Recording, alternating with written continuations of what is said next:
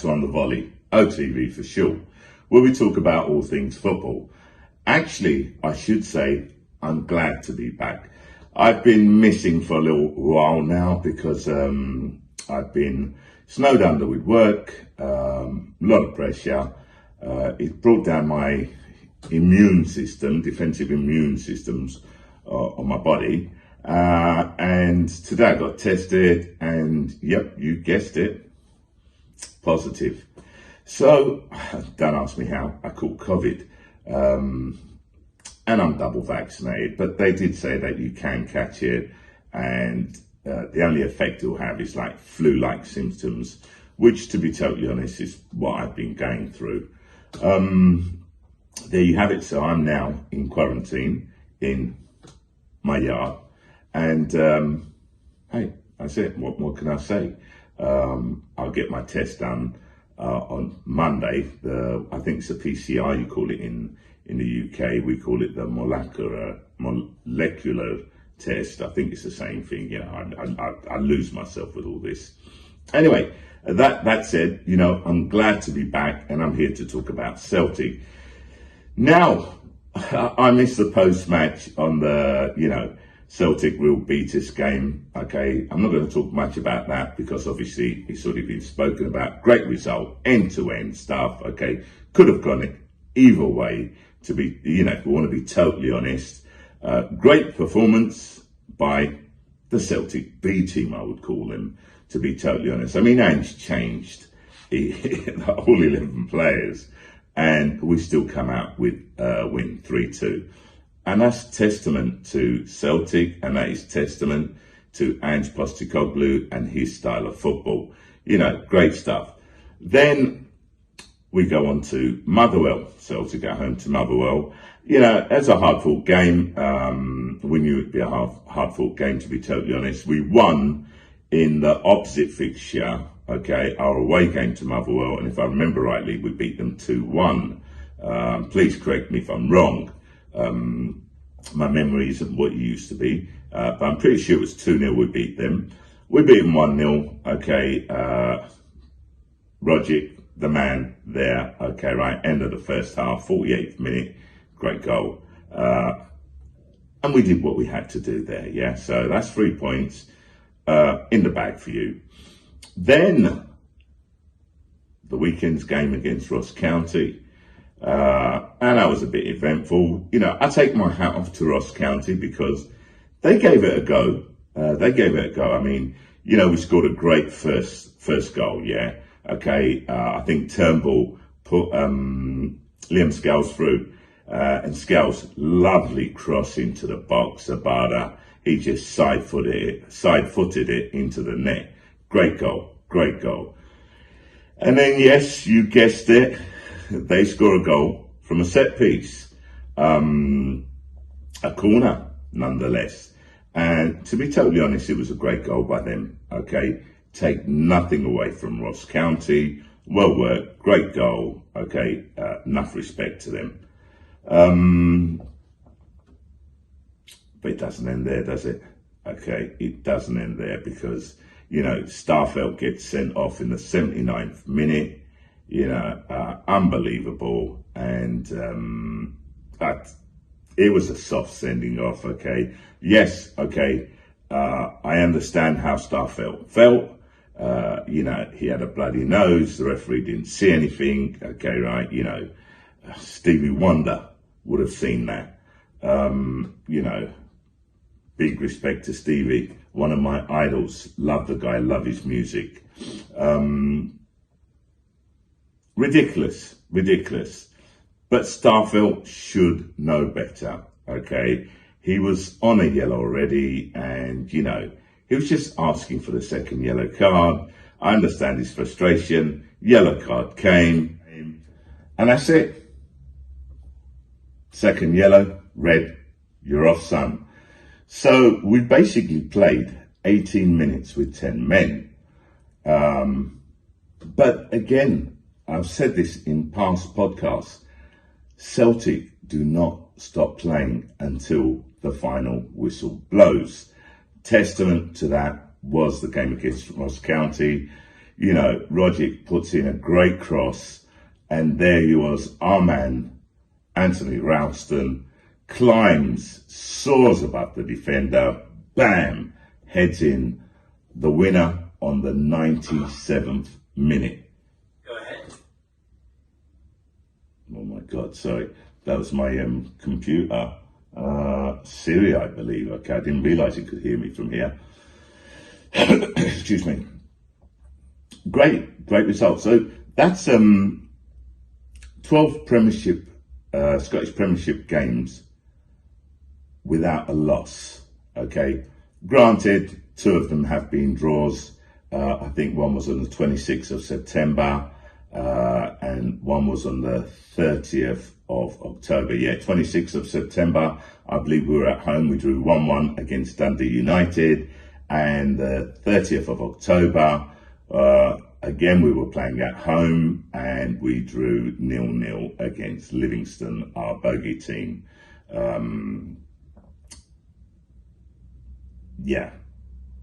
26th of September, we drew 0-0. Sorry, 1-1 against Dundee United. That's right. 19th of September, I believe we lost 1-0 away from home to Livingston. Please correct me if I'm wrong. Okay, right. I mean, the results are definitely those. The 30th of October, I've definitely got right. And I think it's the 19th. Yeah, we lost 1-0. The 26th, we drew 1-1 against Dundee United of September, that is, yeah. If I'm wrong, please put it down in the comments. Please correct me. Okay. I don't profess to be perfect. What I will say is that, we've been playing some great football. We're 4 points still behind Rangers. And it's a shame, really, because those 2 draws, we dropped 4 points, let's be honest. But then if you look at it, I think we had on the game against Dundee United, we had a Yeti playing up front. Kyogo wasn't there on the 26th of September. And on the 19th of September, I believe, when we lost to Livingston, we had a Yeti playing up front there as well. Kyogo wasn't available for that. And the game on the 30th of October, we had Giacomakis. And let's not forget, okay, Giacomakis has still to adapt to Scottish football, to Ange's way of playing. So, there's 7 points. We know where the 7 points went, and we know why those 7 points, okay, were lost, so to speak, yeah. It wasn't lack of anything on the part of the Celtic players or of Ange. It's basically lack of, as some people have been saying, lack of depth, okay, which we had at the time with the players out. And it just goes to prove, 12 games unbeaten. That's not bad at all. But on the flip side, you got to look at how Rangers are playing. Rangers are playing really, really well. And I dare anyone to underestimate them, okay? We as Celtic fans should not underestimate Rangers under Giovanni Van Bronckhorst. Let's just hope that all our players are back, especially for the 2nd of January. But anyway, before we get to the 2nd of January, let's look towards Sunday. Now, Sunday, we have our first Cup final. I call it the Scottish League Cup final, okay? I've been told by other Celtic supporters that I can call it that and I should call it that. Although it's Premier Sports Cup, okay, when it's advertised, if you like, but I think that's more marketing than anything else. So as far as I'm concerned, it's the Scottish League Cup final. And we're going to be playing against Hibernian. Now, we have a lot of players out injured. So I really don't know who's going to be available, if anyone's going to come back in. Ange was asked the question. Ange isn't sure. It's going to be a last minute decision, I reckon, based on whoever is available, whoever he deems as being fit. Excuse me. Now, Ange did say he was hoping that Kyogo would be available, okay, to start or even on the bench. But if there were hamstring injuries, a hamstring injury, as far as I remember, okay, from playing football, it's about 2 weeks. Okay, I think you need about 2 weeks, just so that, you don't risk pulling it again. Now, I saw some people that, when Ange put Kyogo on in the Real Betis game, I won't say criticising Ange, okay, right? Because I don't think, a lot of the Celtic supporters tend to criticise Ange like they used to do, okay? He's won a lot of the Celtic supporters, and a lot of them have come on board. They did comment though on whether or not Ange should have brought Kyogo on, seeing as the game was a dead rubber, if you like, yeah. And to be totally honest, I mean, yes, no, okay. I suppose one manager would have made one decision and another manager would have made another. But you've got to remember something. I've been saying this since day one, okay. Ange wants to win every single game. He doesn't care. He wants to. He's a winner. He's a winner. And that is the best thing, okay, that he can bring to Celtic. So, should he have brought Kyogo on? Yes, no, who knows, okay? Let's just say he didn't bring Kyogo on, yeah? And then Kyogo played against Motherwell. What's to say he wouldn't have pulled his hamstring there? You can't tell. The reasons why, okay, there are as many injuries and hamstrings injuries as there is currently, I think all you need to do is look at Liverpool when Jurgen Klopp first started there as a manager. They had similar problems because these players are not used to playing that high pressing game that Ange plays, yeah, that end-to-end stuff, that running for 90 minutes. And Ange himself turned around and said that the training is hard. And I've said it, okay, in one of my last podcasts. And I said, look, I'm just assuming. I don't know, okay? I'm not on the training pitch. I would assume it, okay? And lo and behold, Ange basically confirmed, okay, my assumption. So what I assumed was correct. The training is hard, and it has to be hard to play at the level of football that he wants Celtic to play, okay? That is the only way Ange knows, and that's what makes him a winner, and that's what makes his team winners. And that is what is going to benefit these players in the long term and bring Celtic trophies. That said, he now has to go into Sunday with probably a diminished squad. Now, you can turn around and say, like what some other people said, we lack depth. But you know what? I agreed with that. Yeah, I said I believe that we lack depth when it comes to European football, okay, at European level. Do we lack depth at a Scottish Premier League level? Not as much. Yes, definitely we can do with more players, okay? More players that fit into Ange's style of playing, his philosophy. But if you look at what the fringe players, if you like, have done so far, you can't knock it. You can't knock it. The result against Real Betis, okay, they didn't have all their first team players out, neither. Okay, it was a dead rubber, so, you can judge it, you can't judge it. It depends on which way you want to look at it. But it's still a game of football, and we still won. And we won 3-2. It was a fantastic game of football, very entertaining, especially for the neutral. So, then you go to Motherwell, we beat them, that wasn't easy. And Ross County, okay, on paper we should have beaten them, yeah, but Ross County at least came at us. They came at us. And you got to give them that. So, yeah. Will the squad that he has be enough for Hibernian? I think so, yeah. Because I don't think it's just about the players, okay? I think a lot of it has to do with Ange, the manager. Now, why do I say that? Easy, okay? I say it like I've said it in the past. I say it based on the fact that Turnbull was really criticised at the beginning of the season. He's turned it around, excuse the pun, okay? Ralston was really criticised at the beginning of the season. Boom, he's undroppable now. Rogic shouldn't even have been at the club. They wanted to get rid of him at the end of last season, sell him off, okay? Getting a lot of criticism at the beginning of the season.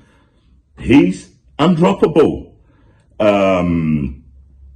Who else? You know, McCarthy, okay, he hasn't had that much game time. He's been getting criticism as well. But I don't think McCarthy's that bad under Ange Postecoglou. Mickey Johnston, he's been having a little bit of a hard time as well, okay? Again, I think the guy needs playing time. And I think that under Ange, we'll see his full potential. So my point here is that the manager, okay, is the foundation of how this team plays, how he sets them up, okay, how he increases their fitness levels, okay, you know, the strategy which he wants to implement, okay, and how they play their football. And this is why we can score last-minute goals, even with 10 men, okay? Even with 10 men, we can go and win a game. So, look, my prediction is I think we'll beat Hibernian, even with a diminished squad, because I have faith in Celtic Football Club, and above all, I have faith in Ange Postecoglou. Don't get me wrong, okay? You know, that's my prediction. No one says that my prediction will be right or that will come through. I'm hoping my prediction is right. Would we be better off with Jota? Absolutely, 100%. Would we be better off with Kyogo there? Absolutely, 100%. You know, to name but two, okay? You know, Forest, we don't know. Don't know about Forest. Okay, Mickey Johnston. Okay, whether or not they'll be available. Yeah, definitely we'll be better with them. And I think you can see the difference from the beginning of the season when we didn't have our so-called first team and how we struggled to now. And then even if you do go and look at some of the players that were on the pitch at the beginning of the season, I mean, Abada played, Jota played, you know, I think McCarthy was there at the beginning, okay, right, Turnbull definitely played, Rogic, okay, so, you know, they didn't start off too well, but what do you expect? You know, new players coming in, okay, practically a completely different team, okay, different goalie, okay, Vickers in defence, okay, right, you got Starfelt in there, Juranovic is new, Kyogo's new, Abada's new, Jota was new. I mean, you practically had a new team and the players didn't know each other. So there was going to be teething problems. They had to gel, as did the defence. I mean, you know, we've been criticising the defence and we're still making mistakes on set pieces. We saw that against Ross County. And again, take nothing away from Ross County. Great goal by them. So we've come a long way, okay, from the beginning of the season. That's why I'm confident that we can go out there on Sunday and we can do the job, okay? And Celtic and Ange Postecoglou can bring home their first trophy of this season. And for Ange, the first trophy, okay, of his tenure at Celtic. That's it from me. Let me know your thoughts. Do you agree with me? Do you disagree with me? Do you think I don't know what I'm talking about? Tell me what you think. Maybe you have a different view to it than I do. I'm open to debate. I always have been. And I always listen. By the way, okay, please put your comments in underneath because I will be able to respond now. I finally figured out what the problem was. You're never going to believe this, okay? At the end of most of my comments, nearly all of them, I put HH, capital H, okay, and 2 4-leaf clovers. That's my signing off, yeah? I thought to myself, well, why isn't it accepting it? Why is YouTube blocking all this, yeah? So I went on to Google, and I thought to myself, well, let me see what HH stands for. And it said, haha, His Holiness, Her Highness, or His Highness. And I'm thinking, nothing wrong with that. Well, yeah, I'm not trying to pass myself as a royal, obviously. And then it clicked. Heil Hitler, HH. And I'm thinking to myself, bloody hell. So this is why they're cancelling. Because once I started taking off the HH and I just signed off with 2 4-leaf clovers, lo and behold, my replies are added. Sorted that out. Anyway, if you like this video, please press like, put your comments in underneath, okay? Share if you want, if you can, I'd appreciate it. And don't forget to subscribe. Me, Shah. I'm out.